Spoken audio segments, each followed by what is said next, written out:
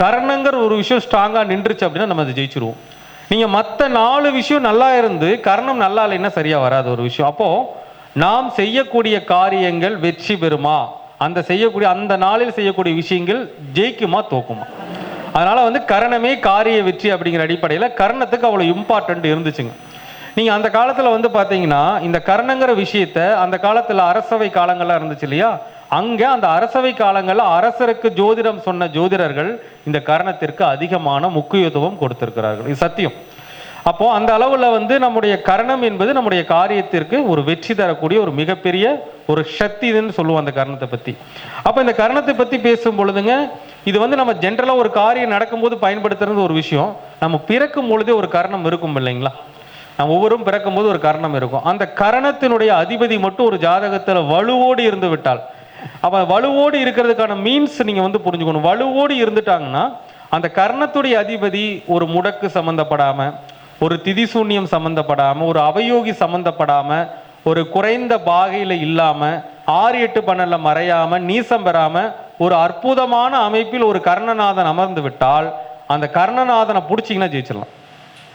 அப்போ அந்த கர்ணத்துடைய அதிதேவதை கோவிலுக்கு போகிறதும் ஒரு பக்கம் இருக்குங்க. நம்முடைய வாழ்வியல் நிகழ்வுகளையே அது நடந்துடும். சரிங்க, ஒரு சில பேருக்கு குழந்தை கிடைச்சா அது குழந்தை போனதுக்கு மேலே போயிட்டே இருப்பாங்க. அந்த மாதிரி வாழ்வியல் நிகழ்வுகள் நாம் செய்யக்கூடிய செயல்கள் மூலமாகவே கர்ணநாதன் இயங்கிடுவார். அப்போது அந்த கர்ணநாதனை எப்படி இயக்கிறது, அதான் ஒரு கேள்வி. சார், கர்ணன் நல்லா இருந்துட்டா நல்லா இருக்கலாம்னு சொல்கிறீங்க, ஆனால் கர்ணம் ஜாதகத்தில் எப்படி இருக்குது, நல்லா இருக்கா இல்லை கெட்டு போச்சா, அது எப்படி இயக்கிறதுங்கிறத பலவிதமான ஆய்வுகளுக்கு பிறகு முடிவு செஞ்சு கர்ணத்தை இயக்கக்கூடிய வழியை தேர்ந்தெடுத்து செஞ்சோன்னா கண்டிப்பாக நம்ம ஜெயிச்சிடலாம். அந்த வகையில் இன்னைக்கு முதல் ஒரு ஜாதகம் போட போகிறோம்.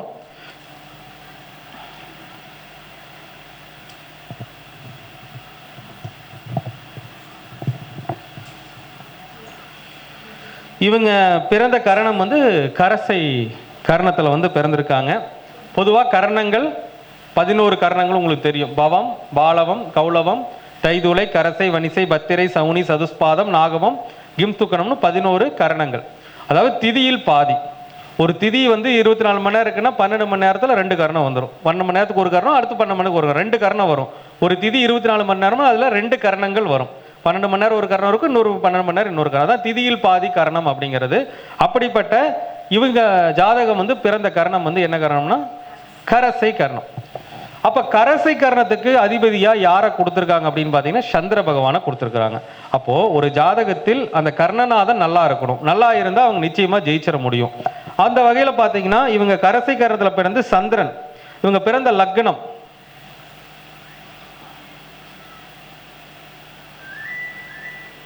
இவங்க பிறந்தது கடக லக்னத்தில் பிறந்திருக்கிறாங்க.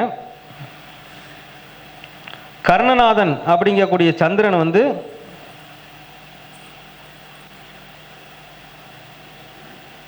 எங்க இருக்காங்க? 5ல் இருக்கிறார். 5ஆம் இடத்தில் சந்திரனுக்கு என்ன பலம்? 5ஆம் இடத்தில் சந்திரனுக்கு என்ன பலம்? நீச்ச பலம். அப்ப இந்த இடத்துல சந்திரன் நீச்சமா இருக்காரா இல்லைங்களா? சொல்லுங்க. லக்னாதிபதி கர்ணநாதனாகி 5ஆம் இடத்தில் என்ன இருக்காருங்க? நீச்சம் பெற்று இருக்கார். இது நல்ல அமைப்பா? கர்ணாதிபதியே லக்னாதிபதி, கர்ணத்தினுடைய அதிபதியே லக்னாதிபதி. அந்த லக்னாதிபதியாகிய சந்திரன் லக்னத்திற்கு 5ஆம் இடத்தில் நீச்சம் பெற்றிருக்கிறார். அப்ப நீச்சம் பெறுவது நல்ல அமைப்பா? இல்லை. ஸோ நம்ம என்னைக்குமே ஜோதிட சாஸ்திரத்தில் அது நீச்சம் பெற்றுச்சுன்னா நீச்ச பங்கம் ஆகியிருக்குதாங்கிறதையும் பார்க்கணும். 2 விஷயத்தையும் நம்ம கவனத்தில் வச்சுக்கணும். அப்போ ஒரு சந்திரன் இந்த நின்ற வீட்டதிபதி யாருங்க? செவ்வாய். அப்போ நம்ம என்ன சொல்றோம்னா ஜோதிட சாஸ்திரத்தில் நீச கிரகம் நின்ற வீட்டின் அதிபதி சந்திரனுக்கு கேந்திரத்தில் இருந்தால் நீச பங்கம் அடைந்து விடும் அப்படின்னு சொல்லியிருக்கிறோம். அப்ப இந்த வீட்டு அதிபதி யாரு? செவ்வாய். அப்ப சந்திரனே தான் நீசம். அப்ப இந்த சந்திரனுக்கு கேந்திரத்துல செவ்வாய் இருக்கிறாரான்னு பார்க்கணும். சரிங்களா? அப்ப சந்திரனுக்கு கேந்திரத்துல செவ்வாய் இருக்காரான்னு பார்த்தோம்னா இவங்களுக்கு செவ்வாய் இங்க இருக்கார்.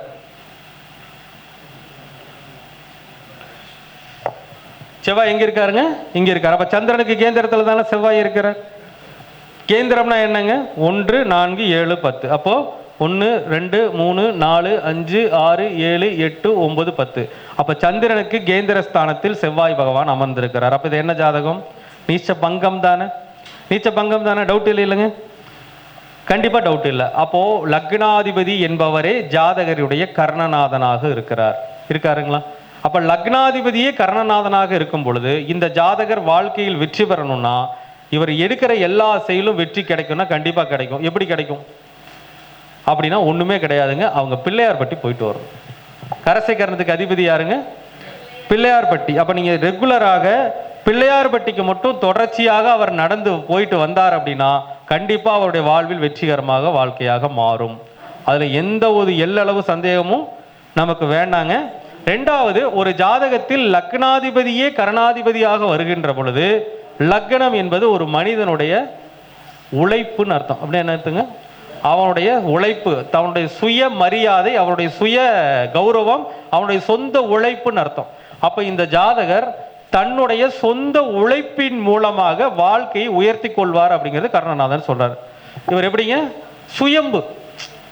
அதாவது ஏதாவது ஒரு விஷயத்தை வந்து பாத்தீங்கன்னா அடுத்தவன் காலை பிடிக்கணுங்கிற இவருக்கு அவசியமே இருக்காது.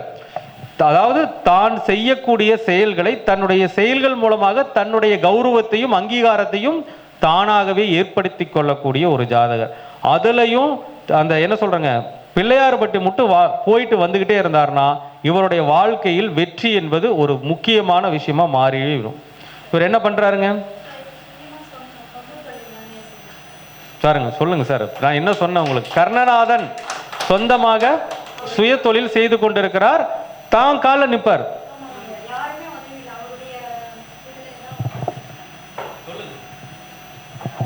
அப்பா அம்மா அண்ணன் தம்பி யாருடைய இதில் இல்லாமல் அவர் சுயமாக அவருடைய சுய சம்பாதியத்தில் தான் அவர் வாழ்க்கையை கொண்டுட்டு வந்துட்டுருக்காரு. ஆனால் கடன்கள் அதிகமாக ஆயிட்டுருக்குங்கிறதுனால அவர் ரொம்ப இதாகிட்டுருக்காரு. ஒன்றும் பிரச்சனை கிடையாதுங்க. பிள்ளையார் அதாவது இதுவரைக்கும் சொந்த காலம் உழைச்சி நின்றுட்டார், இன்னும் நிற்பார், இனிமேல் நிற்பார். திசாபுத்திகள் கொஞ்சம் மோசமாக இருக்கலாம், அது வேற விஷயம். இவர் வந்து ரெகுலராக எங்கே போகணுங்க? ஐயருக்கு. ஒன்றும் பிரச்சனை இல்லைங்க. நீங்கள் பிள்ளையார்பட்டி போகணும். இந்த ஜாதகர் பிள்ளையார்பட்டி மட்டும் ரெகுலராக போயிட்டு வந்துக்கிட்டு இருந்தாருன்னா அவருடைய வாழ்க்கையில் அடுத்தடுத்து வாழ்க்கையில் அவருக்குடைய எல்லா பிரச்சனைகளும் தீர்ந்தும் கண்டிப்பாக உயர்ந்த நிலைக்கு வந்துடும். ஏன்னா இத்தனை நாளாக யார் சப்போர்ட்டும் எல்லாம் வந்துட்டார் இல்லையா? இனிமேல் என்ன கவலை உங்களுக்கு? ஈஸியாக அவருடைய பிரச்சனை வந்து முடிஞ்சிடும். பிள்ளையார்பட்டி ரெகுலராக என்ன பண்ணிட்டு வர்றோங்க? போயிட்டு வந்துக்கிட்டே இருக்கணும். அதை போக போகவே அவருக்கான பலன்கள் கிடைக்கும். ஆனால் ஒரு விஷயத்தை நல்லா கவனிச்சுக்கோங்க. லக்னாதிபதியே கர்ணநாதன், மறந்துடக்கூடாது. லக்னாதிபதியே கர்ணநாதன் 5ல் இருக்கிறார், பலத்தோடு இருக்கிறார். ஒரே ஒரு பிரச்சனை என்ன, அவருக்கு தலை முடி உதிர்ந்துச்சுனாவோ தலைமுடி சொட்டை விழுந்துச்சுனாவோ அன்னைக்கு தான் கடன் அதிகமாக இருக்கும். வேணா கேட்டு பாருங்க. 30 வயசுலேயே முடி கொட்டிருச்சுங்கய்யா, ஃபுல்லாக சொட்டை தாங்கய்யா, சைடில் தான் முடி. அதில் இருந்து அவருக்கு கடன் பிரச்சனைகள் தான் அதிகமாக போயிட்டுருக்கு. உண்மை, 100க்கு 100 உண்மைதாங்கய்யா அந்த விஷயம். புரியுதுங்களா? கர்ணநாதன் நல்லா இருக்கிறாருன்னு ஒரேடியோ லக்னாதிபதி நல்லா இருக்கிறாரு முடிவு பண்ணிட்டோம். ஆனா லக்னம் என்ற தலை அப்படிங்கிறது பாதிக்கப்படும் பொழுது கர்ணாதிபதி செயலிழந்து விடுவார். அப்ப என்ன பண்ணணுங்க? தலைமுடி சொட்டை விழுந்துருச்சுங்களா? எவ்வளவு சொட்டை விழுந்துருக்குதுங்க? ஃபுல்லாவே விழுந்துருச்சு. அப்ப எப்படி கர்ணநாதன் ஃபுல்லாவே வலிமை இழந்துட்டாருன்னா எப்படி ஜெயிக்க வைக்குமா? கடனுக்கு தான் கூட்டு போவாரு. அப்ப எல்லாமே கர்ணத்துக்குள்ளதான் இருக்கு. அப்ப ஒண்ணும் வேண்டியதில்லை. தயவு செஞ்சு முதல்ல போய் முடிய தப்பாலாம் வைக்க கூடாது. அந்த முடி நடுவாங்க இல்லையா, நம்ம வந்து முடி நட்டு வளர்த்துவாங்க இல்லை, அவர் எப்பவுமே அவருடைய தலை என்பது எந்த வகையிலும் கிடக்கூடாது. அப்ப தலை பார்த்தாலே அப்படியே நல்லா கருகருகருன்னு நல்லா முடியா இருக்கணும். பார்த்தாவே அந்த என்ன சொல்லுங்க, அப்ப முதல்ல என்ன பண்ணுங்க, முடியை வந்து நட சொல்லுங்க. முடியை நட்டுட்டு நல்லா முடியை நட்டு நல்லா பெருசா நல்லா கருகருன்னு வளர்த்திட்டு முடி நட்டு வளர்த்திட்டு ரெகுலரா பிள்ளையார்பட்டி போயிட்டு வர சொல்லுங்க. நீ 1 வருஷம் கழிச்சு வந்து சொல்லுங்க அவர் கடன் தீர்ந்துருச்சா இல்லையான்னு சொல்லுங்க. அவருக்கு தலைமுடி நல்லா இருக்கிற வரைக்கும் அவர் நல்லா ஸ்ட்ரென்த்தா இருந்திருப்பார். தலைமுடி உதிர்ந்ததுனால சொட்டை விழுந்தனால ஒரு பிரச்சனையும் சந்திச்சிட்டார். ஓகே, சத்தியம் தானே? சத்தியமான உண்மை. அவங்க நல்லாவே அழுத்தியே சொல்லிட்டாங்க, ஒன்றும் பிரச்சனை இல்லை. ஸோ அதனால வந்து இதை வந்து எப்படி கிளியர் பண்ணால் முதல்ல அவர் தலைமுடியை நல்லா என்ன பண்ணணுங்க, நட்டுக்கணும். நல்லா கரு நல்லா கண்டிப்பாக பலன் கிடைக்கும். அப்போ அதை நட்டுக்கிட்டு ரெகுலராக பிள்ளையார் நட்டதுக்கு அப்புறம் நம்ம இப்போ போகக்கூடாது. இப்போ ஆல்ரெடி வீக் ஆகி கிடக்கிறார், இப்போ பிள்ளையார்பட்டி போகக்கூடாது. நல்லா நட்டு நல்லா கருகருன்னு வளர்த்துறதுக்கு அப்புறம் ரெகுலராக திங்கக்கிழமை நாளில் பிள்ளையார்பட்டி போயிட்டு வந்தால் அவர் 1 வருஷம் அடுத்து நீங்கள் வந்து சொல்லுங்க, சார் இதை செஞ்சோம், கர்ணநாதனை வழிபட்டோம், நான் நல்லா ஆயிட்டோம் அப்படிங்கிற விஷயத்த நீங்கள் வந்து சொன்னீங்கன்னா போதும், ஒன்றும் பிரச்சனை இல்லைங்க. வந்து சொல்லுங்க, பார்த்துக்கலாம். ஓகேங்களா? நன்றி நன்றி. ஏன்னா லக்னாதிபதி ஸ்ட்ராங்காக இருக்கும் பொழுதுங்க அவர் கடன் ஆகிறாருன்னா அங்க ஏதோ உள்ள ஒரு பிரச்சனை இருக்கு. அப்ப அந்த கர்ணாதிபதி ஏதோ ஒரு நிலையில் கெட்டிருப்பார். அதான் இங்க பிரச்சனை. சரிங்களா? அப்ப சரி ஆயிடுவார், ஒன்றும் பிரச்சனை இல்லை, ஈஸியா ரிகவர் ஆயிடலாம். நான் சொன்னதை செஞ்சா போதும். நன்றி. நன்றி. என்னங்க? பிறந்த ஊர் விட்டு வெளியூர்ல போனால் லக்னாதிபதி நமக்கு வீக்கு தான் ஆகிறாரு. உங்களுக்கு கொஞ்சம் வெளியே போனால் நல்லா இருக்கும். ஆனா நாமே வெளியே போகணும். நல்லா நீச்சபங்கமா இருக்கும்போது நமக்கு முடி நட்டுக்கிட்டா வேலை முடிஞ்சிச்சு. ஏன் அதாவது என்னமோ சொல்லுங்க, பிறந்த ஊரை விட்டு வெளிநாடு போறது தோஷம்.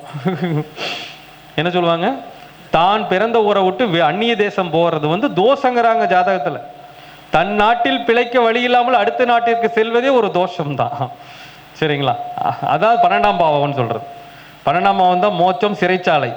அப்ப நம்ம ஊரை விட்டு வெளியூர் போற சிறைச்சாலைக்கு சமமான ஒரு விஷயம். அதான், வேற ஒன்றும் கிடையாது. நன்றி.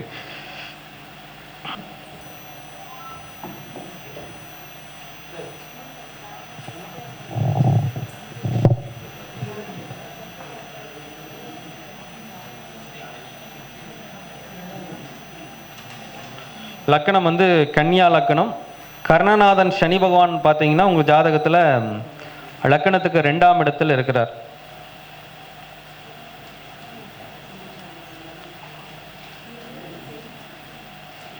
சனி பகவான் கேது சேர்க்கை பெற்றிருக்குதுங்க.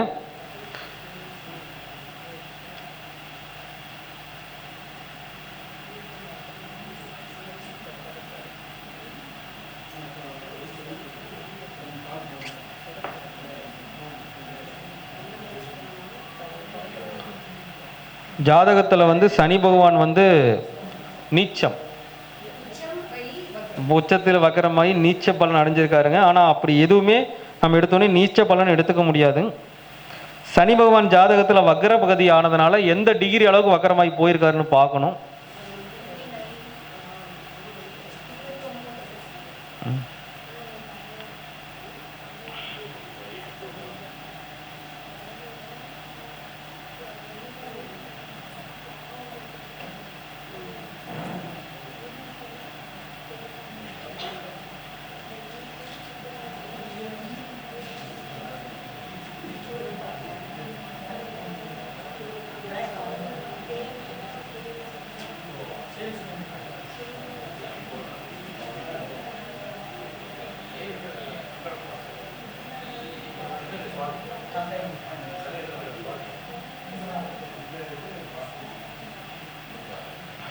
அப்பொழுது ஒரு ஜாதகத்தில் அவர் வக்ரகதியாகி அதே நட்சத்திரத்துல இருக்கார். விஷாகம் 3ல் தான் இருக்காரு ஜாதகத்துல. மறுபடியும் விஷாகம் அதே 3ஆம் பாவத்திலேயே தான் வக்ர நிவர்த்தி ஆயிருக்கிறார். ஸோ சனி பகவான் இந்த ஜாதகத்தில் லக்னத்திற்கு 5ஆம் வீட்டிற்கும் 6ஆம் வீட்டிற்கும் உண்டானவர் தான் கரணாதிபதி. அவர் லக்னத்திற்கு 2ஆம் இடத்தில் உச்சத்தில் வக்ரமாகி நீச்ச பலனை பெற்றிருக்கிறார். கரெக்டுங்களா? அப்ப இந்த இடத்துல கர்ணநாதன் நல்லா இருக்காரா, நல்லா இல்லையா, நம்ம அதை முதல்ல முடிவு பண்ணணும் இல்லைங்களா? நம்ம ஒரு கோவிலுக்கு போறது விஷயம் இல்லைங்க. நம்ம எடுத்தோன்னே போ கௌளவ கர்ணமா, கிளம்பு கடலூர் போ, ஸ்ரீமுஷ்ணம் போ, பூரா பெருமாள் கும்பிடு, இதெல்லாம் வேலை கேட்காது. ஜாதகத்தில் அந்த கிரகத்தினுடைய தன்மைகள் நல்லா இருக்கணும். கிரக பலம் என்பது மிக மிக அவசியமான ஒன்று. அந்த வகையில் பார்த்தீங்கன்னா சனி பகவான் உச்சத்தில் வக்ரமாகி நீச்ச பலனை அடைந்திருக்கிறார். அப்ப இந்த இடத்துல சனி பகவான் கர்ணநாதனாகி பலம் இல்லாமல் இருக்கிறார். எப்படி இருக்காருங்க? பலம் குன்றி இருக்காரு. இந்த நேரத்துல நம்ம கர்ணநாதன் கோவிலுக்கு போறதெல்லாம் அந்த அளவிற்கு பெரிய அளவில் பலன் கொடுக்காது. அப்ப இந்த ஜாதகர் தன்னுடைய கர்ணநாதனை இயக்க வேண்டும் என்றால் என்ன செய்ய வேண்டும்? முதல்ல கர்ணநாதன் வலு இழந்து இருக்கிறார் அப்படின்னு அர்த்தம். அப்ப சனி பகவான் பலம் இழந்து எங்கே இருக்கிறார்? எங்கே இருக்கிறார்? அது கேள்வி இருக்குது. சனி பகவான் பலம் இழந்து இருக்கிறார். எங்க இருக்கிறாரு?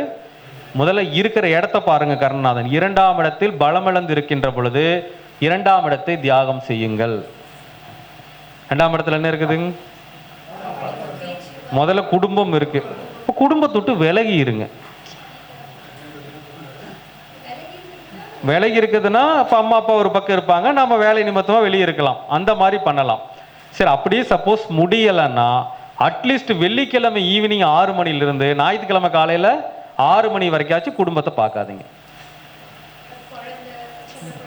அது குழந்தைகள் நம்ம ஒன்றும் பண்ண முடியாது. ஒரு இந்த மாதிரி வாய்ப்புகள் முடிந்தால் ஏற்படுத்தி கொள்ளலாம். ஏன்னா ஒரு ஆணா இருந்தால் இது கொஞ்சம் ஈஸி. சரி ஒரு நாள் வெளியே போயிட்டு எங்காச்சும் வேலை நிமித்தமாக போய் பெண்களாக இருந்தால் வந்து குடும்பத்தை விட்டு வெளியே போக முடியாது. ஏன்னா நம்ம இருக்க பரிகாரங்கள் சொல்லும்போது அதை அவங்களால செய்ய முடியுமான்னு பார்க்கணும். முடிந்தால் அதை செய்யலாம், முடியாவிட்டால் 2ஆம் இடம் என்பது சாப்பிட்ற சாப்பாடு. சனிக்கிழமைன்னு சாப்பாடை கட் பண்ணுங்க. சாட்டர்டே 6 ஏன்னா ஒரு சனிக்கிழமை நடக்கக்கூடிய கர்மா நிகழ்வுகள் வெள்ளிக்கிழமை 6 மணிக்கே தொடங்கிடும். வெள்ளிக்கிழமை சூரியன் அஸ்தமனிச்சதுக்கு அப்புறமே வந்து சனி பகவானுடைய பலன்கள் கிடைக்க ஆரம்பிச்சிடும்.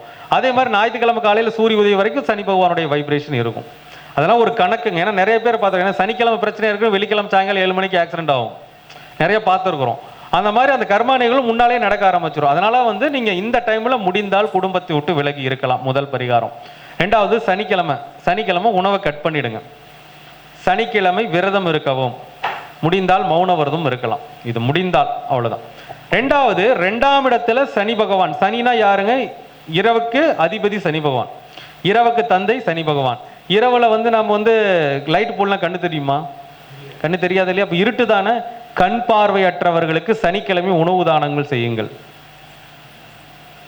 சனிக்கிழமை கண் பார்வையற்றவர்களுக்கு உணவு தானத்தை செய்யுங்கள். இதை செய்யுங்க. அடுத்து இவர் 2ஆம் இடத்துல இருந்தாலும் கண் பார்வையற்றவன் இருக்கிறார், 2ஆம் இடம் சாப்பிட்ற சாப்பாடு. வாய் பேச முடியாதவங்களுக்கு உணவு கொடுங்க. கண் பார்வையற்றவங்களுக்கு உதவி செய்யுங்க, வாய் பேச முடியாதவர்களுக்கு சனிக்கிழமைக்கு உணவு கொடுங்க. இந்த பரிகாரம். இதுவே காலபுருஷனுக்கு எத்தனாம் வீட்டில் உட்கார்ந்துருக்குன்னா 7ஆம் வீட்டில் உட்கார்ந்துருக்கு. 7ஆம் இடம் என்பது பொதுவாக சமுதாய பணி செய்கிறவங்க. சனி பகவானாவே வந்து தூய்மை தொழிலாளர்கள். தூய்மை தொழிலாளர்களை சனிக்கிழமைக்கு சந்தோஷப்படுத்துங்க. 2ஆம் இடம் பணத்தை கொடுத்து சந்தோஷப்படுத்துங்க. சனிக்கிழமைக்கு தூய்மை தொழிலாளருக்கு 150 ரூபா பணம் கொடுங்க. சரிங்களா? அப்படியும் கொடுக்கலாம்.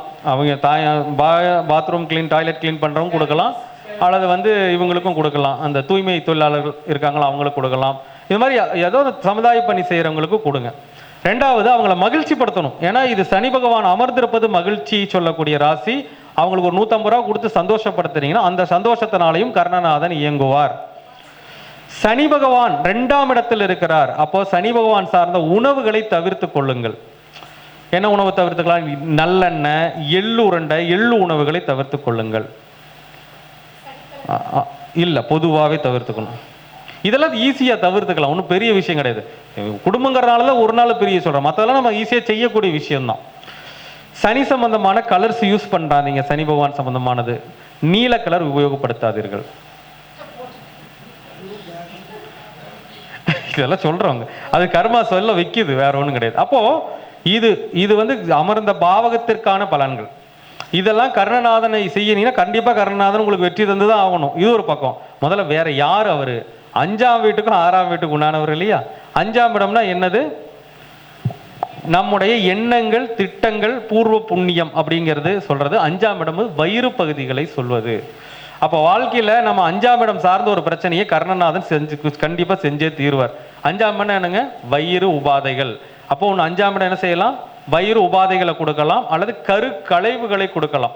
ஏதாச்சும் கரு களைஞ்சு போறதோ, அல்லது வயிறு உபாதைகளோ, அல்சர் தொந்தரவோ, அல்லது இதெல்லாம் சொல்லுவாங்களே, அதுக்கு பேர் என்னங்க, டைஜஸ்ட் ஆகாம அந்த வாயு கோளாறு, இதுல எதையாவது ஒன்றை வந்து கர்ணநாதன் தந்துதான் ஆகணும். எதை தந்திருக்காரு உங்களுக்கு? எப்பவுமே அந்த வயிறு சம்பந்தமான அசிடிஸ் இருந்துட்டே இருக்கும். பச்சி வரும் போகும் அந்த மாதிரி இருக்கும். சரி, அதான் இதோ இருக்கும், இல்லாம போகாது. அதுதான் மொத்தத்தில் எப்படியோ ஒன்று உணவு சார்ந்த ஒரு பிரச்சனைகளை வந்து கொடுப்பாரு கர்ணநாதன். அவருடைய வேலை அது இல்லையா? ஆனால் இயக்கிறவர் அவர் தான். ஸோ ஆமா, இந்த மாதிரி விஷயம் ஏதாச்சும் கரு களைதல் அந்த மாதிரி ஏதாச்சும் நடக்கலைங்களா? களைச்சிங்க தானே, அது எப்படியோ நமக்கு விஷயம் இல்லை. கர்ணநாதன் தனக்கான வேலையை செஞ்சுதான் ஆகணும். இது ஒரு பிரச்சனை. அடுத்து இன்னொன்று இருக்குது மெயின். இங்க 6ஆம் இடம். 6ஆம் இடம்னா யாருங்க? வேலை. 6ஆம் இடம் வேலை. 6ஆம் இடம் தாய் மாமன். அம்மாவுக்கு அடுத்து பிறந்து தம்பி தங்கச்சி யாராச்சும் இருக்காங்களா? அந்த தம்பி தங்கச்சி உறவுன்னு கெட்டு போகும், அல்லது அவங்களோட நம்ம வந்து போக்குவரத்து இல்லாம போகலாம், அல்லது கெட்டு போகலாம், அல்லது அவங்க முன்னேற்றம் இல்லாமல் இருக்கலாம். பேசிக்கிறது இல்லை. ஓகே, எப்படியாவது அதோட கட்டு ஆயிடும், அவ்வளவுதான் விஷயம். கர்ணாதில் கட் பண்ணுவார், அவருடைய வேலை அதுதான். அப்படி இருந்தா தான் நமக்கு நல்லது. ஒட்டுறதுன்னா ஒட்டிக்கலாம், ஒன்றும் தப்பு கிடையாது. இன்னொன்று அவங்களோட முன்னே இருக்கிற வரைக்கும் நாம முன்னேற முடியாது. இதுவும் கணக்கு இருக்குது பார்த்துக்க. ஏன்னா கர்ணநாதோட ஆக்டிவேஷன் இதெல்லாம் ஒரு கம்பேர் பண்ணக்கூடிய ஒரு விஷயம். அடுத்து 6ஆம் இடம் மெயின் மனுஷருக்கு வேலை. வேலை ஒரு வேலைக்கு போனோம்னா ஒரு வருஷம் இருக்கலாம், ஒரு 5 வருஷம் இருந்தால் பரவாயில்ல. போகிற பக்கம் வேலைக்கு போகலாம், 6 மாதம் 1 மாதம் கிளம்பி வந்துடுவாங்க. ஒன்று அப்படி நடக்கலாம். அப்படி இல்லைன்னா கஷ்டப்பட்டு நல்லா வேலை பார்ப்பாங்க, அவ்வளோ தூரம் நல்லா வேலை பார்த்துட்டு வேலைக்கு உண்டான சன்மானம் சரியாக கிடைக்காது.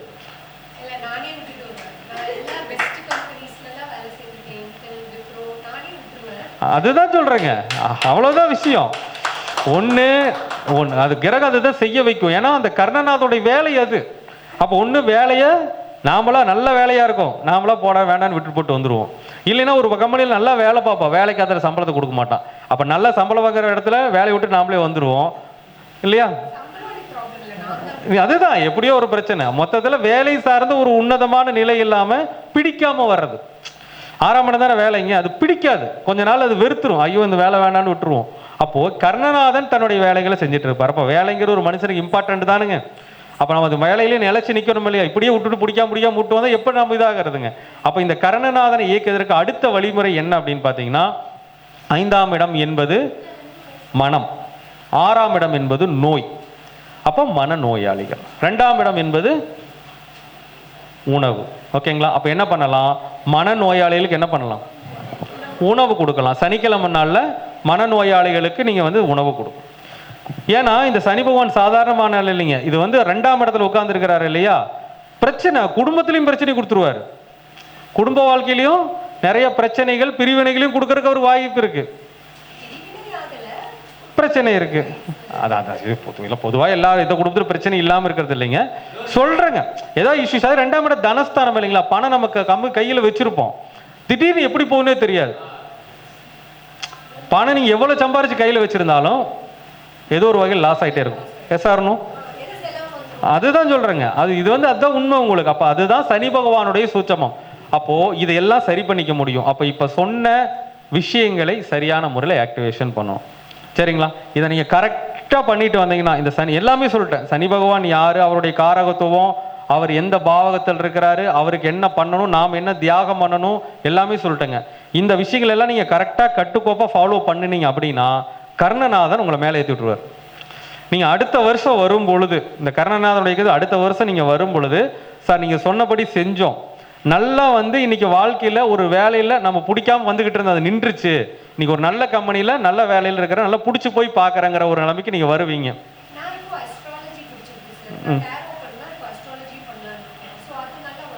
அஞ்சாம் இடம் தான் அஸ்ட்ராலஜி, அது வக்கரம் இல்லையா? 2ஆம் இடத்துல இதுவும் வேலை செய்யும். உங்களுக்கு கர்ணநாதனுடைய இயக்கத்துக்குள்ள வந்துட்டாங்க பாருங்க. 5ஆம் இடம் என்பது அஸ்ட்ராலஜி, ஜோதிடம், புத்தி கொண்டு பலன் சொல்வது. 6ஆம் இடம் ஜோதிடத்தை யார் பார்க்க வருவாங்க? 6ஆம் இடம் தானே பிரச்சனை இருக்குது. அப்போ அதுக்குள்ள வந்துட்டீங்க, 2ஆம் இடம் வாக்குக்கு வந்துட்டீங்க. ஆனாலும் அவர் பலம் இழந்திருக்கிறார். அப்போ நீங்க சொல்ற வாக்குனால பலன் கிடைக்கணும்னா பலன் கிடைக்கும். இதுல சில பேருக்கு ரெண்டு, நீங்க சொல்றது ஒன்று பழிக்காம போகலாம், சில பேருக்கு பழிச்சிரும், அவங்க நல்லாயிட்டே இருப்பாங்க, நம்ம கீழே வந்துட்டே இருக்கும். இதெல்லாம் பிரச்சனை அங்கே இருக்கு. அப்போ இதனால இந்த கர்ணநாதன் இயக்கத்திற்குள் வந்து விட்டீர்கள். ஆனால் இனிமேல் அவரை எப்படி கரெக்டாக பிடிச்சி பண்ணீங்கன்னா உங்களுடைய வாழ்க்கையும் சரி, உங்களை நாடி வரக்கூடிய வாழ்க்கை கண்டிப்பாக நல்லா இருக்கும். அப்போ சொன்னது எல்லாமே கர்ணநாதனுடைய இயக்கம். ஓகேங்களா? இதை ஃபாலோ பண்ணணும். அதே மாதிரி 5ஆம் இடம் 6ஆம் இடம் சார்ந்த இடத்துக்கு அதிகமாக போகக்கூடாது. 5ஆம் இடம் அப்படிங்கிறது பார்த்தீங்கன்னா பெரும்பாலும் சுற்றுலா சார்ந்த விஷயங்கள், இதெல்லாம் கொஞ்சம் குறைச்சிக்கணும். தாய்மாமன் வீட்டுக்கு போகக்கூடாது, அவங்களுடைய உறவை கொஞ்சம் கட் பண்ணி குறைச்சிடணும், கட் பண்ண கூட குறைச்சிடணும். ஓகேங்களா? அப்போ இவ்வளவு விஷயங்கள் நீங்கள் ஃபாலோ பண்ணணும். இந்த கர்ணநாதனை இயக்குவதற்கு இத்தனை விஷயங்கள் நீங்கள் ஃபாலோ பண்ணினீங்கன்னா கண்டிப்பாக அடுத்த வருஷம் இதே மாதிரி ஃபாலோ பண்ணி சொல்லுங்க. சரிங்களா? கண்டிப்பாக ஒரு வருஷம் கழிச்சு நீங்கள் வருவீங்க. ஏன்னா இன்னைக்கு பிரபஞ்சம், இன்னைக்கு கர்ணநாதன் சனிக்கிழமை நாள் உங்களுடைய கௌலவ கர்ணத்தில், சனி பகவானுடைய கர்ணத்தில் வந்திருக்கீங்க. பிரபஞ்சம் ஒரு விஷயத்தை உங்களுக்கு சுட்டி காட்டுது. அதனால இதை நீங்கள் ஃபாலோ பண்ணுங்க. ஒரு வருடம் கழித்து உங்களுக்கு கண்டிப்பாக கர்ணநாதன் உங்களை மேலே கொண்டு வந்திருப்பார், சத்தியமாக கொண்டு வந்திருப்பார். நம்ம பார்த்துக்கலாம். நன்றிங்க, நன்றி, நன்றி, வணக்கம், நன்றி. டீட்டெயிலாக யாருமே சொன்னதில்லை, இவ்வளோ டீட்டெயிலாக, இவ்வளோ சூப்பராக. ப்ளஸ் நீங்கள் ரொம்ப ஹம்பிளாக இருக்கீங்க சார், இவ்வளோ நாலேஜோட இவ்வளோ ஹம்பிளாக இருக்காங்க. You are very lucky ma'am. ஏன்னா நிறைய பேர் நான் பார்த்தேன், கொஞ்சம் நாலேஜ் இருந்தாலே அவங்க எல்லாம் தெரிஞ்ச மாதிரி காட்டிக்கிறாங்க. ஆனால் சாருக்கு நிறைய தெரியுது, கரெக்டாக எல்லாம் சொல்கிறாரு. But is very humble and very friendly. God bless you sir. நன்றிங்க, நன்றி. விருச்சிக லக்னம்.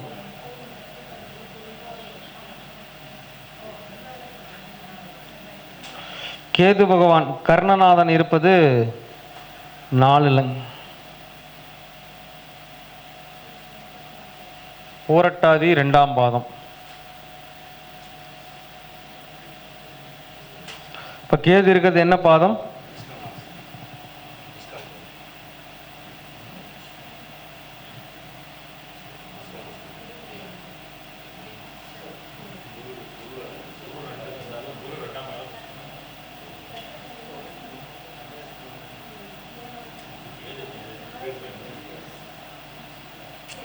அப்ப கேது என்ன சாரத்தில் இருக்காரு? பூரட்டாதி 2ங்கிற புஷ்கர நவாம்ச பாதத்தில் இருக்காரு. அது யோகமா இல்லையா?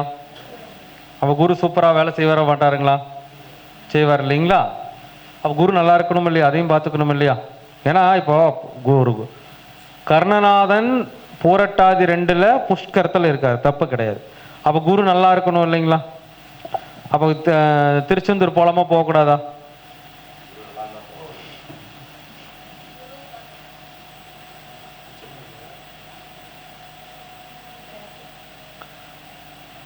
குரு வக்கரம். அப்போ ஒரு கிரகம் உச்சத்தில் வக்கரம் அடைந்து விட்டால் அப்ப குரு அங்க உச்சமா நீச்சமா? இப்ப கர்ணநாதன் நல்லா இருக்காரா கெட்டு போயிருக்காரா? புரியுதுங்களா? பார்க்கறக்கு பார்வைக்கு நல்லா இருக்கும் தான். ஜாதகங்கள் பார்க்கும்போது சிலதெல்லாம் நல்லா இருக்குது புஷ்கர யோகம் நாம் நினைச்சிட்டு இருப்போம். ஆனால் இந்த அம்சத்தை கொண்ட குரு பகவான், அந்த அம்சத்தை கொடுக்கறதே குரு பகவானுடைய நட்சத்திரம் தான். குரு பகவான் உச்சத்தில் வக்கரமாகி நீச்சம் அடைஞ்சிட்டார். அப்ப குரு நீச்சம் அடைஞ்சா என்ன ஆகும்? கர்ணநாதன் இயங்க மாட்டார். கர்ணநாதன் யாரு? அப்ப யாரா செயல்பட்டு இருக்காரு கர்ணநாதன்? 2, 5 கூடையவன். நீச்சம் பெறலாமா? இப்ப 2ஆம் இடம் என்னது?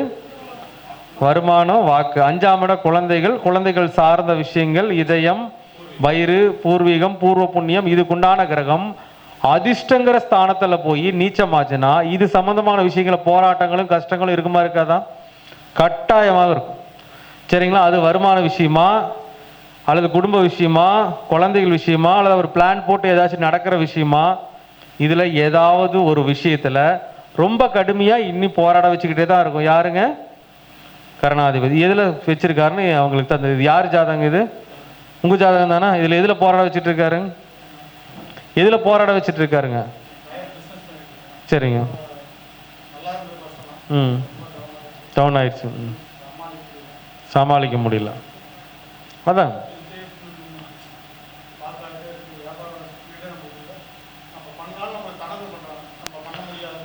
பண்றாங்க. அவ்வளவுதான். அப்ப கர்ணநாதனே என்ன பண்ணிட்டு இருக்காருங்க? அவரு தடையை ஏற்படுத்திட்டு இருக்காரு. அப்ப எப்படி கர்ணநாதனை வழிபடுத்துறது? கர்ணநாதனை பிடிச்ச கண்டிப்பா ஜெயிச்சிடலாம், அதுல ஒரு டவுட்டும் கிடையாது. 100% ஜெயிச்சிடலாம். ஆனா அதாவது அதுக்காக ஒரே நாள்ல போய் வேலை செஞ்சுட்டு கோயிலுக்கு போயிட்டு நடக்கிறதோ அல்லது ஒரு நாள்ல தான தர்மம் பண்ணிட்டோ நடக்கிறதெல்லாம் கிடையாது. கர்ணநாதை மிக வலிமையாக பிடிக்க வேண்டும். கர்ணநாதன் 2ஆம் வீட்டுக்கும் 5ஆம் வீட்டுக்கும் உடையவர். அப்ப 2ஆம் பாவகத்தையும் 5ஆம் பாவகத்தையும் முதலில் தியாகம் செய்யுங்கள். குருவை முதலில் தியாகம் செய்யுங்கள். குரு என்ன தியாகம் பண்ணலாம்? குருவே 2ஆம் அதிபதியும் கூட. குடும்பத்தை விட்டு பிரிந்திருக்க வேண்டும். கர்ணநாதன் செயல்பட வேண்டும் என்றால் குடும்பத்தை விட்டு பிரிஞ்சிருக்கணும். குடும்பத்தை விட்டு தூரதேசமா போய் இருக்கணும். முடியுமான்னு பாருங்க. இல்ல, அடுத்த ஆப்ஷன். புதன்கிழமை இரவு 6 மணியிலிருந்து வெள்ளிக்கிழமை காலை 6 மணி வரைக்கும் குடும்பத்தை பார்க்கக்கூடாது. முடிந்தால் குடும்பத்தை விட்டு தூரமா போய் ஏசி இருக்கலாம். இல்ல முடியாது, நான் இங்கதான் இருந்தாகணும்னா புதன்கிழமை ஈவினிங் 6 மணிலிருந்து வெள்ளிக்கிழமை காலையில 6 மணி வரைக்கும் வீட்டுக்கு போகக்கூடாது. இது முதல் தியாகத்துல. அடுத்து 2ஆம் இடம் சாப்பாடு. அப்போ வியாழக்கிழமை சாப்பிடக்கூடாது. முடிந்தா மௌன விரதம் இருக்கலாம். விரதம் முடிந்தால் மௌன விரதமும் இருக்கலாம். சரிங்களா? அடுத்து 2ஆம் இடம்னா ஃபுட்டில் வர்றது. அடுத்து என்ன வரும்? குரு சம்பந்தமான உணவுகள். கொண்டக்கடலை, உருளைக்கிழங்கு, வாயு உணவுகள், நெய், லட்டு, இந்த மாதிரி உணவுகளை அறவே தவிர்த்தரணும். சாப்பிடுவீங்களா? ஏதாச்சும் சாப்பிட்றது இல்லைங்களா? சரி, சாப்பிட்டாலும் சேராதுங்க. நீங்கள் ஏதாச்சும் இந்த வாயு உணவுகள் சாப்பிட்டாலே உங்களுக்கு ஏதாவது ஒரு நேரத்தில் ஒரு பிரச்சனை கொண்டு வந்துடும். வாயு உணவுகள் சாப்பிட்ற பழக்கம் உண்டுங்களா? முட்டைக்கோசு, உருளைக்கிழங்கு இதெல்லாம் சாப்பிட்டீங்கன்னா பிரச்சனை பண்ணிடும். அது எதில் பிரச்சனை வேண்டதில்லை, இதில் பிரச்சனை பண்ணிடும், வருமானத்தில். சரிங்களா? அப்போது இதெல்லாம் தவிர்க்கணும். வேற என்ன பண்ணலாம்? வியாழக்கிழமை வேற என்ன பண்ணலாம்? 2ஆம் இடம். 2ஆம் இடம் வாய் பேச முடியாதவர்கள். அடுத்து பரிகாரத்துக்கு போவோம். வாய் பேச முடியாதவர்கள் கண் தெரியாதவர்கள். அப்போ வாய் ரெண்டாம் அதிபதி நீச்சம், அப்படின்னா அது இல்லைன்னு அர்த்தம். அப்போ வாய் பேச்சு இல்லை, ரெண்டாம் இடம் கண் பார்வை இல்லை அப்படிங்கிறவங்களுக்கு என்ன பண்ணலாம்? வியாழக்கிழமை நாளில் அந்த ஆசிரமங்களுக்கு போய் என்ன பண்ணி கொடுக்கலாம்? ஒரு லட்டு, அதே மாதிரி சாப்பாடு, இதெல்லாம் என்ன பண்ணலாம்? வாங்கி கொடுக்கலாம். சாப்பாடு ஒரு மதிய சாப்பாடு வாங்கி கொடுத்து, பொரியல் என்ன சொல்கிறாங்க, இந்த அதுக்கு பேர் முட்டைக்கோஸ் பொரியல், உருளைக்கிழங்கு பொரியல் அந்த மாதிரி போட வைக்கலாம். ஏன்னா குரு இல்லையா, தானம் கொடுக்கணும். அதை போட்டுட்டு நம்ம கூடவே ஒரு நெய் லட்டு தானம் கொடுத்துடணும். அப்போ சாப்பாடு பொரியலுக்கு உருளைக்கிழங்கோ முட்டைக்கோச பொரியலை வச்சு ஒரு நெய் லட்டை வச்சு தானமாக இந்த மாதிரி யாருக்குங்க? கண் பார்வையற்ற இல்லங்களுக்கோ அல்லது வாய் பேச முடியாது இல்லாதவங்களுக்கோ தானம் கொடுக்கணும். இது ஒன்று. இது ரெண்டாம் பாவத்தை தியாகம் செய்தல், தர்மம் செய்தல் அப்படிங்கிற கணக்கில் வருது. அடுத்து அஞ்சாம் பாவம் என்பது முதல் குழந்தையை விட்டு பிரிந்திருக்கணும். என்ன பண்ணுங்க? முதல் குழந்தையை விட்டு பிரிஞ்சிருக்கணும். முடிஞ்ச வரைக்கும் பிரிஞ்சிருக்கலாம். இல்லைன்னா ஏற்கனவே சொன்னதான், புதன்கிழமை ஈவினிங் 6 மணிலிருந்து வெள்ளிக்கிழமை காலையில் 6 மணி வரைக்கும், முதல்ல சொன்ன மாதிரி குடும்பத்தை விட்டு பிரிஞ்சாலே அங்கே குழந்தைய விட்டு பிரிஞ்சிருக்கிற மாதிரி தான் கணக்கு. அப்படி பிரிஞ்சிருக்கலாம். அடுத்து 5ஆம் இடம், பொழுதுபோக்களை தவிர்க்கணும். சினிமாவுக்கு போகிறது, பார்க்குக்கு போகிறது, இந்த மாதிரி விஷயங்களை முடிஞ்ச வரைக்கும் தவிர்த்து விட வேண்டும். அடுத்து குலதெய்வ வழிபாடு அதிகமாக பண்ணக்கூடாது. என்னடா இது இப்படி சொல்கிறாங்கன்னு. ஏன்னா 5ஆம் இடம் நமக்கு நீச்சமாக இருக்கு, குலதெய்வமே கடும் கோபத்தில் உட்காந்துருக்கு. அப்போ இதை போங்க வேணும்னு சொல்ல, வருஷம் ஒருக்கா போய்க்கலாம். அதுக்கடி அடிக்கிற வாரமெல்லாம் போகக்கூடாது. ஏன்னா அதுவே நீச்சம். அப்படிங்கும்போது வருஷம் ஒருக்கா போய் கும்பிட்டு வந்துக்கலாம், அவ்வளோதான். அதுக்கு வாரம் போகிற பழக்கத்தை வச்சுக்க வேணாம். குலதெய்வம் தண்டிக்குமான்னு சில பேர் கேள்வி கேட்பீங்க. குலதெய்வம் கோயிலுக்கு போயிட்டு வந்து ஆக்சிடென்ட் நடக்குது தானே, பாதிப்பு வருது தானே, குலதெய்வம் கோயிலுக்கு போயிட்டு வாழ்க்கையில் கஷ்டம் வருது தானே. அப்போ என்னன்னா குலதெய்வம் கோபத்தோடு இருக்குதுன்னு அர்த்தம். அப்போ அது வருஷம் ஒருக்கா போய்க்கணும், அதுக்காக போகாமல் இருக்கக்கூடாது, வருஷம் ஒருக்கா போய்க்கலாம். அதே மாதிரி இந்த 5ஆம் இடத்துக்கு வேற என்ன தியாகம் பண்ணுவீங்க? இப்போ 5ஆம் இடத்தை ஒன்று நினச்சி அடுத்து தியாகம் என்ன பண்ணுவீங்க? 5ஆம் இடம் வயிறு. இப்போ வயிற்ற காய போடுறது தான். அதுலேயும் இவர் என்னங்க, வியாழக்கிழமை விரதம் இருக்கணும். அடுத்து சினிமா இந்த மாதிரி விஷயங்களுக்கு போகக்கூடாது, குழந்தைய விட்டு பிரிஞ்சு இருக்கணும். இதெல்லாமே வேற 5ஆம் பாவத்தில் வேற என்ன இருக்குது? பூர்வ புண்ணியத்தை விட்டு தள்ளி இருக்கணும். தன்னுடைய சொந்த பூர்வீக நிலமெல்லாம் இருக்கும் பார்த்தீங்கன்னா, அங்கே இல்லாமல் கொஞ்சம் வெளியே வந்துருக்கணும். 5ஆம் இடம் கெட்டு போச்சுன்னா பூர்வ புண்ணிய இடத்துல இருந்தால் பலன் இல்லை. அப்போ அதையெல்லாம் விட்டு கொஞ்சம் வெளியே வந்து இருக்கணும். அடுத்து வாழ்வியல் பரிகாரம். 5ஆம் இடம் கர்ப்பிணி பெண்கள், குருநாவே கற்பம் தான். கர்ப்பிணி பெண்களுக்கு உதவி செய்யணும். வியாழக்கிழமை நாளில் கர்ப்பிணி பெண்களுக்கு உதவி செய்கிற பழக்கத்தை நம்ம வச்சுக்கணும். அடுத்து 5ஆம் இடம் குழந்தைகள், குருநாவே குழந்தைகள் தான். அப்போ 5ஆம் அதிபதி எங்கே இருக்காருங்க? 9ல் இருக்கிறார். 5ஆம் இடம் என்பது குழந்தை, 2ஆம் இடம் என்பது லட்டு, 9ஆம் இடம் தானம். இது காலபுருஷனுக்கு எத்தனாவது வீடு? ஆடைதான். அப்போ என்ன பண்ணலாம்? ஏழை குழந்தைகளுக்கு வியாழக்கிழமை நாளில் லட்டு, அவங்களுக்கு ஏதாச்சும் ஒரு மஞ்சள் கலர் ட்ரெஸ், இதெல்லாம் தானம் கொடுக்கலாம். அப்போ இத்தனை விஷயங்களை செய்தால்தான் கர்ணநாதன் உங்களுக்கான வழியை காட்டுவார். சும்மா பார்த்து நம்மளுக்கு 10 கர்ணம் திருச்செந்தூர் போனால் சூப்பராக, எங்கே போகும், இங்கே குருவே போய் கிடக்குதுங்க, அவரே பலம் இழந்து கிடக்கிறாரு. இங்கே எங்கே போய் நம்ம திருச்செந்தூர் போய் ஜெயிக்க முடியும்? அப்போ இவங்க இந்த இடத்துல என்ன பரிகாரம் பண்ணணும் அப்படின்னா, இந்த இப்போ சொன்ன விஷயங்களை பண்ணினீங்கன்னா கர்ணநாதன் உங்களை படிப்படியாக உங்களை மேலே கொண்டுட்டு வருவார். அதுக்காக ஒரு நாளில் லட்டை கொடுத்துட்டு ஒரு மாதம் சாப்பிடாம இருந்துட்டு ஒரு வாரம் சாப்பிட பலனை எதிர்பார்க்கவே முடியாது, எதிர்பார்க்கவும் கூடாது. நாம் என்ன பண்ணணுங்க? கொஞ்சம் பண்ணணும். ஒரு 6 மாதம், ஒரு வருஷம் முதல்ல நம்பிக்கை வைக்கணும். இதை செய்தால் நமக்கு நடக்கும்னு நம்பிக்கை வைத்து செய்யணும். கொஞ்சம் கொஞ்சமாக செஞ்சுட்டு வந்தீங்கன்னா ஒரு மினிமம் 6 மாதம். ஒரு சில பேருக்கு புண்ணியம் நிறைய இருந்ததுன்னா ஒரு 2 மாதத்துல கூட கிடைக்கலாம். சில பேருக்கு 1 வருஷம் கூட மேபி ஆகலாம். ஸோ அந்த மாதிரி நீங்கள் தான தர்மங்களை செய்ய 1 வருஷம் முடிஞ்சதுக்கப்புறம் ஏதாவது ஒரு வழியை கர்ணநாதன் காட்டுவார். அப்புறம் 2 வருஷம், 3 வருஷம், 4 வருஷம்னு செய்ய நம்ம அடுத்த நிலைக்கு கொண்டு போக உதவி பண்ணுவார். சரிங்களா? அப்போ இதுதான் வழி கர்ணநாதன் இயக்கிறதுக்கு. கோயிலுக்கு போகிறதுல எல்லாம் பெரிய அளவுக்கு பிரயோஜனம் எதுவும் இருக்காது. சரிங்களா? நன்றி.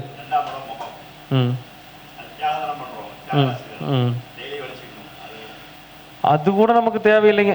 2ஆம் இடம் நீச்சம்ங்கிறதுனால அப்படியும் கூட பண்ணிக்கலாம், ஒன்றும் பிரச்சனை. அவர் வலிச்சுக்கிட்டு தான் இருக்கிற மாதிரி தெரியுது பார்த்தாவே, அது தப்பு இல்லை உங்களுக்கு. அவர் முகத்தை எப்பவுமே சேவை வச்சு வலிச்ச மாதிரி தான் தெரியுறாரு. அதனால அதையும் கூட பண்ணிக்கலாம். நீங்கள் அடிக்கடி 2ஆம் இடம் நீச்சங்கிறதுனால நம்முடைய முகத்தில் இருக்கக்கூடிய தாடி எப்பவுமே 2 நாளைக்கு ஒருக்கா எடுத்துக்கிட்டே இருக்கலாம், தப்பு இல்லை. அதுவும் பண்ணிக்கலாம், அது ஒரு நல்ல பரிகாரம். சரிங்களா? இதுதான் கர்ணநாதனை ஈக்கிறதுங்க. கர்ணநாதனுடைய வழியில் கரெக்டாக நம்ம பயணித்தோம் அப்படின்னோம்னா கர்ணநாதன் நமக்கு என்றைக்குமே கைவிட மாட்டார். கொஞ்சம் லேட்டாக பண்ணாலும் தாமதமாக பண்ணாலும் கர்ணநாதன் கொஞ்சம் கொஞ்சமாக பிரச்சனை அதிகம், கர்ணநாதன் வழிபாட்டு பண்ண கூட பிரச்சனை அதிகமாக கூட ஆகலாம். ஆனால் அது எதுக்காகனா, எதுவுமே ஒரு விஷயம் சொல்லுவாங்க இல்லையா, ஒரு விஷயம் வந்து ஒரு ஒரு தீர்வு வரணும்னா வந்து அது முடிஞ்சா தான் முடியும். புரியும்? ஒரு விஷயத்த வந்து தீர்க்கணும்னா, இப்போ தொண்டையில் கேன்சர் வந்துடுது, என்ன பண்ணுறது? கடைசி ஆயுதம் வெட்டி எடுப்பாங்க. கடைசியில் இது கரண்ட் வைப்பாங்க இல்லையா, கரண்ட் வைக்கிறாங்களே இல்லையா, கரண்ட் வச்சு ஃபுல்லாக அந்த கரண்ட் வேதனை தாங்கணும் இல்லையா, அந்த உச்சக்கட்டத்துக்கு வேதனையை கொடுத்து கூட கீழே கொண்டு வரலாம். ஆனால் கர்ணநாதனுடைய வழிப்படி அவருக்கான கோவிலோ அதுக்கான வாழ்வியல் பரிகாரமோ இதை யார் சரியாக செய்கிறாங்களோ அவங்களுக்கு கண்டிப்பாக கர்ணநாதன் நிச்சயமாக கை கொடுப்பார்.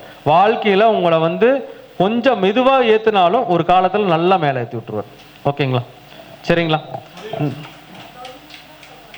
தொழில் தான் கர்ணநாதனுடைய இயக்கத்துக்கு தான் இந்த சப்ஜெக்ட். கர்ணத்துக்கும் தொழிலுக்கும் எல்லாத்துக்கும் அதுதான். கர்ணம் சரியா இயங்கினாலே எல்லாம் நடக்க ஆரம்பிச்சிடும், கொஞ்சம் கொஞ்சமா நடக்க ஆரம்பிக்கும். நம்பிக்கையோடு பண்ணும்.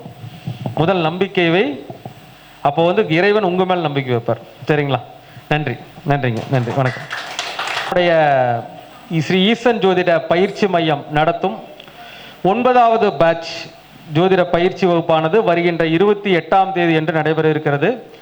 இந்த வகுப்பில் கலந்து கொள்ள விருப்பமுடைய நபர்கள் தாராளமாக உங்களுடைய பதிவுகளை செய்து கொள்ளலாம். நம்முடைய வகுப்பு எளிமையானதாகவும் அனைவரும் புரியும் வண்ணமும், அடிப்படையிலிருந்து பார்த்தீங்கன்னா ஒரு சாதாரணமாக வந்து ஒன்றுமே தெரியாதவங்க கூட அதை கற்றுக்கிட்டு நம்ம வெளியே போகும்பொழுது ஒரு ஜோதிடம் பார்க்குற அளவுக்கு நம்முடைய வகுப்பு வந்து சரி பண்ணித்தான் அனுப்புவோம். இந்த வகுப்பில் விருப்பமுள்ளவர்கள், உங்களுடைய விருப்பமுள்ளவர்கள் தாராளமாக நீங்கள் வந்து இணைந்து கொள்ளலாம். வகுப்பு 28/3/2026 சனிக்கிழமை என்று தொடங்கி இருக்கிறது. எப்பவுமே நம்ம சனிக்கிழமை தான் தொடங்குவோம். சனி பகவான் தான் நமக்கு ரொம்ப பிடித்தமானவர், உங்களுக்கே தெரியும். வகுப்பில் கலந்து கொள்ள விருப்பமுடையவர்கள் தாராளமாக கலந்து கொள்ளலாம். அனைவருக்கும் நன்றி. அனைவருக்கும் வணக்கம். குருஜிக்கு மிக்க நன்றி. நான் இன்று உயிரோடு இருக்கிறதுக்கு காரணமே, ஒரு முக்கியமான காரணம் குருஜி தான். நான் வந்து February 25ஆம் வருஷம் 25ஆம் தேதி எனக்கு ஹார்ட் அட்டாக் வந்துச்சு. ஹார்ட் அட்டாக் சாதாரண ஹார்ட் அட்டாக் கிடையாது, மேசிவ். போய் பார்த்தப்போ 90%, 85%, 65% பிளாக், 3 பிளாக். உடனே ஆன்ஜியோ பண்ணாங்க, பிளாக்லாம் தெரிஞ்சிச்சு. அதுக்கப்புறம் சென்னைக்கு போய் கண்டிப்பாக உங்களுக்கு ஆப்ரேஷன் தான் அப்படின்னு சொல்லிட்டாங்க. ஸோ சென்னைக்கு போனேன். சென்னைக்கு போனோன்னா பார்த்தா 27% தான் எஃபிஷியன்சி இருக்குது. நாளைக்கே நான் ஆப்ரேஷன் பண்ணால் 50% சான்ஸ் தான் நீ உயிரோடு இருக்கிறதுன்னு சொல்லிட்டாங்க. ஸோ இது மாதிரி கண்டிஷனில் நான் நேராக தங்கச்சி வீட்டுக்கு போய் ரெஸ்ட் எடுத்துகிட்டு, டாக்டர் சொன்னார் ஒரு 2 months மருந்து கொடுக்குறேன், 2 months மருந்தெல்லாம் சாப்பிட்டுட்டு வாங்க, அப்புறம் டிசைட் பண்ணிக்கலாம் அப்படின்னாரு. அப்போது வந்து சிஸ்டர் வீட்டில் ரெஸ்ட் எடுத்துகிட்டு இருக்கும்போது யூடியூப்பில் சாருடைய ப்ரோக்ராம் பார்த்தப்போ ரொம்ப இம்ப்ரெசிவாக இருந்துச்சு. உடனே ஃபோன் பண்ணி கேட்டேன். நான் என்னுடைய ஜாதகத்தை நான் பார்க்கணும், அனலைஸ் பண்ணணும் அப்படின்னு சொல்லி சார்கிட்ட கேட்டேன். அனுப்புங்கன்னு சொன்னார். அனுப்பிச்சாச்சு. ஒரு வித்தின் 3 days 4 days என்னை கூப்பிட்டுட்டு இதுதான் பொசிஷன் நான் சொன்னோன்னே அவர் சொன்னார், எப்போ பார்க்க போகிறீங்க டாக்டர் அப்படின்னாரு. May 6ஆம் தேதி எனக்கு நெக்ஸ்ட் அப்பாயின்மெண்ட்டு. அதுக்கு இப்போ பார்க்கல இல்லைன்னாரு, இப்போ பார்க்கல. ஸோ அப்போ சனி பயிற்சி முடிஞ்சிருமே, சனி பயிற்சி திருக்கணித பஞ்சாங்கப்படி மார்ச் எண்டில் வந்து சனி பயிற்சி மாற்றம் ஆகிடுது. அப்போ நீங்கள் வந்து நெக்ஸ்ட் டைம் நீங்கள் May 6ஆம் தேதி நீங்கள் போய் பார்க்கும்போது டாக்டர் உங்களுக்கு ஒன்றும் பிரச்சனை இல்லை, நீங்கள் போயிட்டு வாங்கன்னு சொல்லுவாருன்னு சொன்னார். உண்மையிலே அது ஒரு பெரிய நம்பிக்கை எனக்கு கொடுத்துச்சு. அப்போவே சார் சொல்லியிருக்காரு அது நடந்துடும் அப்படின்ற மாதிரி ஒரு நம்பிக்கை. May 6ஆம் தேதி நான் போகிறேன் டாக்டர்கிட்ட. எக்ஸாக்ட்லி இதே தான் சொன்னார். சார் என்ன வார்த்தைகள் சொன்னாரோ கிட்டத்தட்ட அதே வார்த்தைகள். இப்போ ஒன்றும் உங்களுக்கு பிரச்சனை இல்லை, எல்லாம் வந்து நல்லா இருக்குது, எல்லா பேராமீட்டரும் இம்ப்ரூவ் ஆகிடுச்சு. எஃபிஷியன்சி 27% இருந்தது 52% ஆகிடுச்சு. நீங்கள் இப்போதைக்கு ஒன்றும் பிரச்சனை இல்லை அப்படின்னு. அப்புறம் நானாகவே கேட்டேன், ஏன்னா அவர் பாட்டு ஜாலியாக பேசிகிட்டு இருக்காரு, ஒன்றும் சொல்ல மாட்டேங்கிறாருன்ட்டு. அப்புறம் கேட்டேன், நான் உங்களை எப்போ பார்க்க வரணும், எதுக்கு பார்க்க வரணும் அப்படின்னாரு. இல்லை ஜஸ்ட் ஃபார் கன்சல்டேஷன். 1 வருஷம் கழிச்சு வாங்க அப்படின்னு கேஷுவலாக சொன்னார். 1 year அதை வந்து ஆப்ரேஷன் பண்ணாமல், ஸ்டண்ட் வைக்காமல், எந்த வித ரெஸ்ட்ரிக்ஷனும் சொல்லாமல் 1 year இந்த மாதிரி சொல்கிறதுன்றது ஒரு ஆச்சரியமான விஷயம். அதுக்கப்புறமா 2 தடவை கன்சல்ட் பண்ணி, இன்னைக்கு காலையில் கூட ஒரு கன்சல்டேஷன் பார்த்தேன். அவங்களும் சொன்னாங்க, உங்களுக்கு இவ்வளோ பிரச்சனை இருந்துட்டு டாக்டர் ஆப்ரேஷன் பண்ணலையானாங்க. ஏன்னா அந்த பர்டிகுலர் டாக்டர் வந்து 15,000 ஆப்ரேஷன் பண்ணியிருக்காரு, எல்லோரும் சக்ஸஸ்ஃபுல்லாக இருந்திருக்காங்க. எனக்கு ஆப்ரேஷன் பண்ணலன்றது எனக்கு இன்னும் ஆச்சரியமாக இருக்குது. ஈவன் ஆஃப்டர் தேட் 52% நான் ஆப்ரேட் பண்ணிடுவாங்கன்னு நினச்சேன், பண்ணலை. இன்னி வரைக்கும் நான் எந்த இதுவும் இல்லை. நார்மல் வாழ்க்கை நடத்திட்டுருக்கேன். இது வரைக்கும் எந்த பெயினும் இல்லை. குருவுக்கு தான் முக்கியமான இது வணக்கம் நான் சொல்லணும். எந்த இடத்துல முக்கியமான விஷயம் சொல்கிறேன், எந்த இடத்துல குருவுக்கு இன்னும் பெரிய வணக்கம் சொல்லணுன்னாக்கா, நான் வந்து சர்வசாதாரணமாக ஒரு வாரத்துக்கு மினிமம் 3லேருந்து 5 கோயிலாவது போவேன். சார் என்ன கேட்டான்னா, February 8ஆம் தேதி எனக்கு குரு பயிற்சி நடந்தது. என்னோடய குரு தசை ஆரம்பிச்சிது. குரு தசை ஆரம்பித்ததுக்கப்புறம் எந்த கோவிலுக்கு போனீங்க அப்படின்னாரு. சொன்னேன் உத்தரகோசம்மக்கு போனேன். ஐயோன்ட்டார் உடனே. ஐயோன்னு சொல்லிங்களே என்ன சார் காரணம் அப்படின்னு கேட்டேன். சூரியனோட முழு பவர் அங்கே தான் விழுது. குரு தசைக்கு வேதகன் சூரியன். அப்போ உங்களுக்கு அட்டாக் வராமல் எப்படி இருக்கும்னாரு. இது போதாததுக்கு February 8ஆம் தேதியிலேருந்து 25ஆம் தேதி அட்டாக் வர வரைக்கும் ஒரு 15-20 கோயில் போயிருக்கேன் நான். திருச்செந்தூரில் போய் 2 நாள் தங்கி எல்லா காரியமும் பண்ணிட்டேன். அதுக்கப்புறம் வந்ததுக்கப்புறம் அட்டாக் வந்துடுச்சு. அப்போ சொன்னார், இனிமேல் நீங்கள் கோவில் பக்கம் தலையை வைக்கக்கூடாது அப்படின்னாரு. ரொம்ப ஸ்பெசிஃபிக்காக சொல்லணும்னா, இது வரைக்கும் நான் 16 முறை காசிக்கு போயிருக்கேன். அவ்வளோ காசுனா அவ்வளோ ஒரு பைத்தியம். என்னோடய 2வது வீடுன்னு சொல்லுவேன் நான். அந்த மாதிரி எப்போனாலும் நினச்சா கிளம்பி காசிக்கு போயிடுவேன். அந்த மாதிரி 2010லேருந்து 2025 வரைக்கும் 24 வரைக்கும் சொல்லலாம் 16 டைம்ஸ் போயிருக்கேன். எங்களுடைய சஷ்டியத்தை பிடிச்சி சொல்கிற 60ஆம் கல்யாணம் கூட அங்கே தான் வச்சு பண்ணோம். ஸோ அவ்வளோ பைத்தியமாக இருப்பேன் காசிக்கு போகிறது. சார் என்றைக்கு சொன்னாரோ பண்டிட் சார் சொன்னதுக்கப்புறம் நிறுத்தினது தான். அதுலேருந்து இன்னி வரைக்கும் ஒரு கோயிலுக்கு போகல. நான் எந்த கோவிலுக்கும் போகலை. சார் சொன்ன பரிகார கோவில்கள் மட்டும்தான் போயிருக்கிறேன் தவிர வேறு எந்த கோவிலுக்கும் போகல. பரிகார கோவிலுக்கும் அவர் சொன்ன மாதிரி போயிட்டு வெளியே வரும்போது உண்டான தான தர்மங்கள் பண்ணிட்டு வாங்கன்னாரு. அதே மாதிரி பண்ணிட்டு வந்துட்டுருக்கேன். எந்த பிரச்சனையும் வரல. நீங்கள் வேணால் ஒரு தடவை டெஸ்ட் பண்ணுங்களேன் அப்படின்னு கூட ஒரு முறை அப்படியே கேஷுவலாக சொன்னார். ஒரே ஒரு முறை டெஸ்ட் பண்ணிட்டேன். ஒரு 4-5 மாதம் கழித்து குலதெய்வம் கோவிலுக்கு போனேன். ஒரு 10-15 நிமிஷம் கூட இருந்திருக்க மாட்டேன். அதுக்குள்ளே பெயின் வந்துடுச்சு. பெயின் வந்தோன்னா விரட்டிட்டு உடனே ஓடி வெளியே வந்துட்டேன். நேரம் ஆமாம், ஒரு டெஸ்ட்டு பண்ணிட்டேன். சார் சொன்னதை அப்படியே ஃபாலோ பண்ணிட்டேன். அந்த டெஸ்ட்டையும் பண்ணிவிட்டு நேராக அங்கேருந்து ஹோட்டலுக்கு ஓடியும் வந்து படுத்தவன் தான். அதுக்கப்புறம் கோவில் பக்கம் தலையைகள் இன்றைக்கி வரைக்கும். ஏன்னா சூரியன் சார் சொன்ன மாதிரி 3 ஆங்கிளில் எதிரியாக வராரு எனக்கு. சூரிய பவனை வந்து நான் பிறந்தது விதி கிரகம் சூரியன் 10ஆம் தேதி பிறந்ததுனால தமிழ் 10ஆம் தேதி அது ஒன்று. அப்புறம் வந்து அனுஷ நட்சத்திரம் அப்படியே வரும்போது மறுபடியும் சூரியன் வருது. அப்புறம் எனக்கு 9வது இடம் அதுவும் கோவில் அப்படின்னு வரும்போது அதுவும் சூரியனாக வருது. 3 ஆங்கிலேருந்து சூரியனை அட்டாக் பண்ணும்போது அட்டாக்கை வராமல் எப்படி இருக்கும்? கண்டிப்பாக அட்டாக் வந்தே தீரும். ஸோ அதுக்கப்புறமா நான் நார்மலாக இருக்கிறேன். உணவுகள் மட்டும் ரெஸ்ட்ரிக்ட் பண்ணிகிட்ருக்கேன், மருந்துகள் சாப்பிட்டுட்ருக்கேன். பட் எந்த வித பிரச்சனையும் அதுக்கப்புறம் நான் ஃபேஸ் பண்ணவே இல்லை. இதுக்கே அதான் என் சன்னு கூட ஒரு தடவை சொன்னான், நீ நான் அவர் கடவுள் மாதிரி நம்புறேன், அவர் கடவுள் தாண்டா அப்படின்னு சொல்லிட்டு அவர்கிட்ட சண்டே போட்டேன். என் சன்கிட்ட had a small fight. Like அவர் கடவுள் தான், என்னை பொறுத்த வரைக்கும் அவர் தான் கடவுள். அவர் சொன்னார், அவரை ஃபாலோ பண்ணால் நான் இன்றைக்கி உயிரோடு இருக்கேன். நான் உயிரோடு இருக்கணுமா வேணாமான்னு. ஐயோ நீ உயிரோடு இருக்கணும்ன்றான். அப்போ அவர் தான் கடவுள் அப்படின்ட்டேன் நான். இதை தான் வந்து என்னுடைய ஒரு சின்ன உரை. இதுங்க ரொம்ப பேசினா நிறைய டைம் ஆயிரும்னு நினைக்கிறேன். பட் இப்போ நான் என்ன சொல்கிறேன்னா, அவர் என்ன சொல்கிறாரோ அதை நான் அப்படியே ஃபாலோ பண்ணிக்கிட்டு இருக்கேன். இன்னும் 1-2 மட்டும் கொஞ்சம் அந்த ஞாயிற்றுக்கிழமை பண்ணுற இது மட்டும் கொஞ்சம் சிரமமாக இருக்குது. ஏன்னா அந்த ஸ்கூலுக்கு கொடுக்கணும்னு சொல்கிறீங்க பார்த்தீங்களா, அன்றைக்கி ஸ்கூல் கிடையாது, யாரை பார்த்து எப்படி கொடுக்கணும்னு நான் ஒரு புரியாத ஒரு புதிய இருக்குது. மற்றதெல்லாம் பண்ண ஆரம்பிச்சிட்டேன். ஆமாம், அவங்க கூட கொடுக்கலாம், பிரச்சனை இல்லை. நான் ஏற்கனவே வந்து செவ்வாய்க்கிழமை அவங்களுக்கு ஆனால் இது கொடுத்துட்ருக்கேன். நீங்கள் சொன்ன மாதிரி தக்காளி சாதம் எல்லாம் கொடுத்துட்ருக்கேன். ஏதாச்சும் பேனா, நோட்டு, புத்தகம், அவங்களுக்கு தேவையான பென்சில் அந்த மாதிரி கொடுக்கலாம். அந்த மாதிரி அனாதை குழந்தைகள் ஆசிரியர்களுக்கு கொஞ்சம் கொஞ்சமாக கொடுக்கலாம். அந்த மாதிரி இன்னும் 1-2 விஷயங்கள் மட்டும் பண்ண வேண்டியிருக்கு. மீதியெல்லாம் கிளீனர்ஸ் ஒர்க் பண்ணுறாங்க. ப்ரைவேட் ஸ்கூலில் இல்லை. எனக்கு வந்து அரசு பள்ளி அப்படின்ற மாதிரி சொல்லியிருக்காரு. நான் அதனால் I am more specific about that. ஆமாம், கவர்மெண்ட் ஸ்கூல் நான் பார்க்குறேன். இன்னொன்று செக் பண்ணிகிட்டு இருக்கேன்.